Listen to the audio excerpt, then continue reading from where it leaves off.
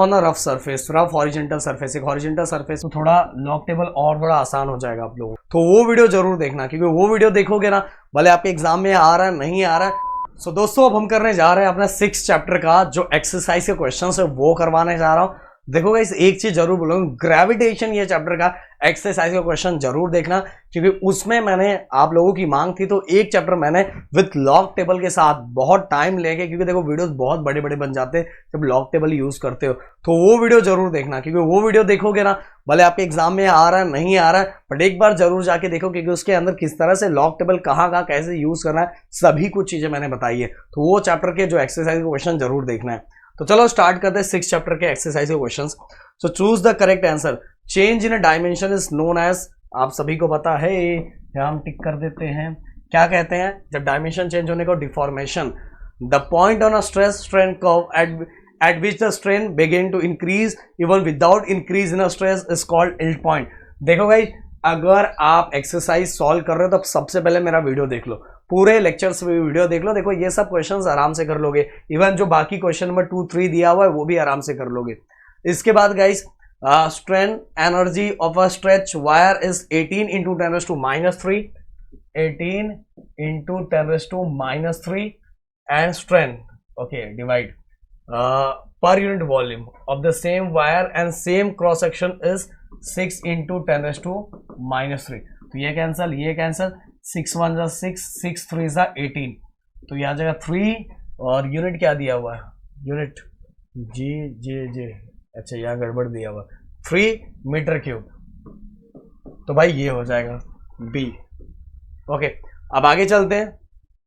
अगला 4th question is the property of material which enabled it to resist plastic deformation। भाई सबसे simple plasticity है।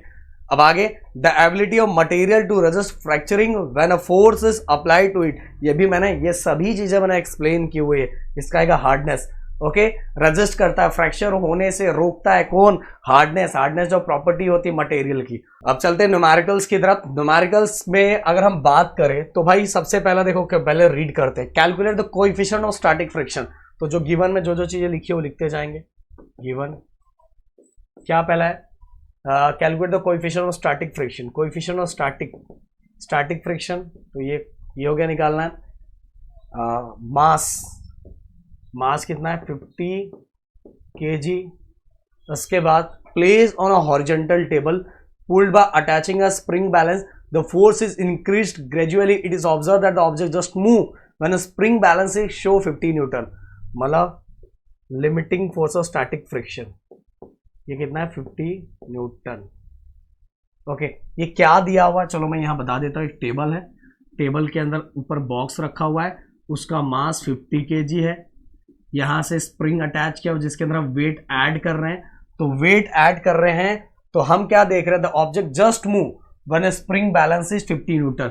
जब इसके अंदर हम 50 न्यूटन ऐड कर दे रहे हैं तो ये वेट क्या हो रहा है? मूव होना स्टार्ट हो रहा है। उसके पहले मूव नहीं हो रहा है, पर जैसे 50 न्यूटन ऐड कर रहे हैं तुरंत ये क्या हो रहा है? मूव होना स्टार्ट हो रहा है। यहां लिखा हुआ जस्ट मूव, इसलिए हमने बोला फोर्स और लिमिटिंग स्टैटिक फ्रिक्शन, ये हमारा 50 न्यूटन। और गाइस ये सभी चीजों को समझने के लिए ना आप सभी को लेक्चर्स वीडियोस देखना पड़ेगा, जिसके अंदर मैंने बहुत अच्छी तरीके से समझाया।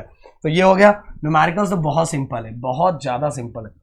देखो उसके अंदर ये सभी लॉ मैंने बताए थे।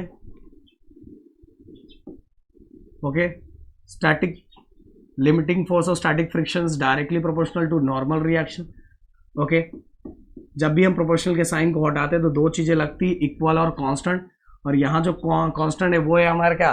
Coefficient of static friction. इसको क्या बोलते हैं? Coefficient of static friction. ये है हमारा नॉर्मल रिएक्शन। अब नॉर्मल रिएक्शन ये n को हम रिप्लेस कर सकते हैं mg से, क्योंकि ये इसी को बैलेंस करता है mg से। अब देखो गाइस हमें ये फाइंड करना है, तो ये दोनों कहाँ आ जाएंगे? डिवाइड में आ जाएंगे। डिवाइड में आ जाएंगे। अब देखो सबकी वैल्यू को पुट करो, सबकी वैल्यू कितना है? 50, और इसकी वैल्यू कितनी है? नीचे वाले के भी 50 into 9.8 equal to coefficient of static friction. अब 50 cancel, 1/9.8 into coefficient of static friction. मैं फटाक से बता देता हूँ। वैसे मैंने गाइस आप सभी को इसको रेसिप्रोकल करके भी फाइंड कर सकते हो, और मैंने ऑलरेडी बहुत अच्छी तरीके से ना मतलब कि ग्रेविटेशन में लॉग टेबल आपको समझाया है, तो जाके फटाफट देख लेना। तो मैं यहाँ फटाक से फाइंड कर रहा हूँ, मतलब वीडियो बहुत बड़ा हो जाएगा। अब एक ही चीज़ को बार बार बताओ तो उसको कोई मतलब नहीं है यार। आपने वो देखा होगा 0.102, ओके। और गाइस इसको कोई यूनिट नहीं होता, तो ये हो गया हमारा 0.102। तो ये हो गया, हमने फर्स्ट फाइंड कर लिया। अब चलते हैं नेक्स्ट की तरफ। अगला, a block of mass, block का मास कितना है 37 kg, rest on a rough horizontal plane having coefficient of static friction, coefficient of again static friction दिया हुआ है 0.3। Find out the least force required to just move the block horizontally, मतलब हमें वही force of limiting friction find करना है हमें, okay. तो ये सेम टू सेम वही वाला formula, limiting force of static friction is directly proportional to normal reaction. तो जब भी प्रोपोर्शनल के साइन को हटाते हैं तो दो चीजें लगती, इक्वल और कांस्टेंट। ये हो गया नॉर्मल रिएक्शन। नॉर्मल रिएक्शन को हम, नॉर्मल रिएक्शन किसको बैलेंस करता है, mg मतलब वेट को। अब सबकी देखो हमें क्या फाइंड करना है, ये फोर्स फाइंड करना है ना, तो ये कोएफिशिएंट ऑफ स्टैटिक फ्रिक्शन की वैल्यू दी है 0.3, m मास की वैल्यू दी है 37, इंटू जी की वैल्यू दी है, मतलब पता ही अपने को 9.8। तो सभी को क्या करना है, मल्टीप्लाई कर दो, या तो चाहिए तो आप लॉग टेबल यूज़ कर सकते हो। फिर से बता रहा हूँ लॉग टेबल कैसे यूज़ करना है, मैंने ऑलरेडी बताया हुआ है, और मैंने एक चैप्टर बहुत अच्छे से करवा दिया आप लोगों को। 37 देन इसके बाद 9.8, तो कितना हो गया 108.78 न्यूटन, ओके। ये हो गया हमारा just move the block horizontally. तो limiting force of static friction हमने फाइंड कर लिया। अब चलते आगे, अगला क्वेश्चन और थर्ड क्वेश्चन में क्या दिया हुआ है, a body of mass 37 kg rest on a rough horizontal surface, body of mass कितना दिया हुआ है 37 kg, rest on a rough surface, rough horizontal surface, एक हॉरिजॉन्टल सरफेस पे रेस्ट में पड़ा हुआ है। The minimum horizontal force required to just start the motion is, मतलब उसको जो बॉडी हॉरिजॉन्टल सरफेस पर रेस्ट में पड़ा था, अगर उसको हमें मोशन में लाना है तो उस समय फोर्स की जरूरत कितनी है, लिमिटिंग फोर्स और स्टैटिक फ्रिक्शन की जरूरत कितनी है 68.5 न्यूटन। क्लियर।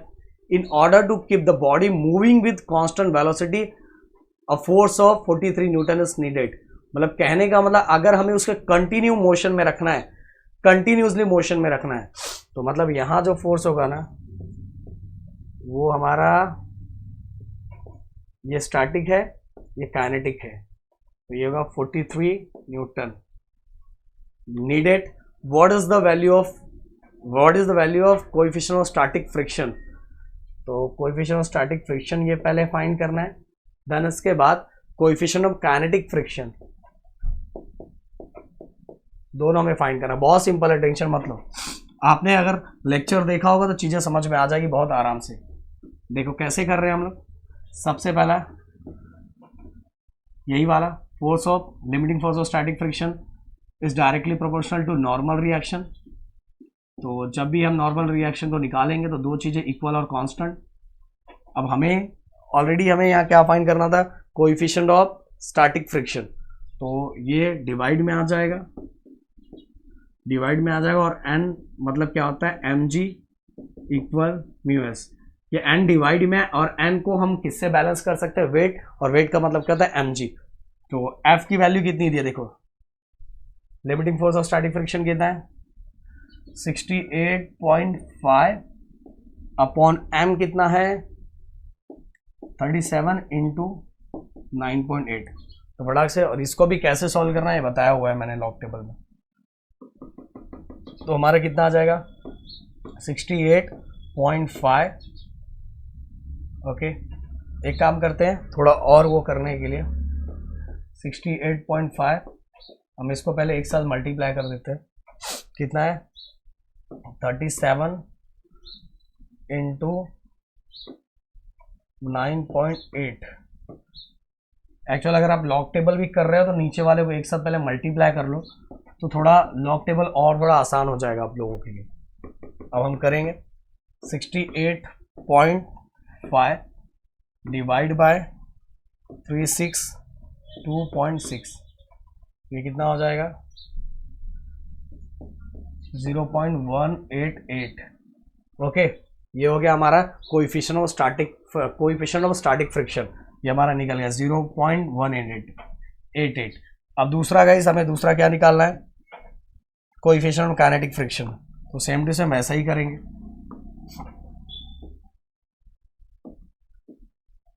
सेम, कोई टेंशन नहीं है।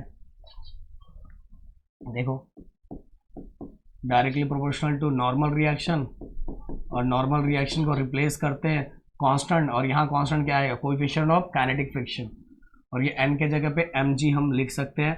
आपने को ये फाइंड करना तो ये डिवाइड में आ जाएगा,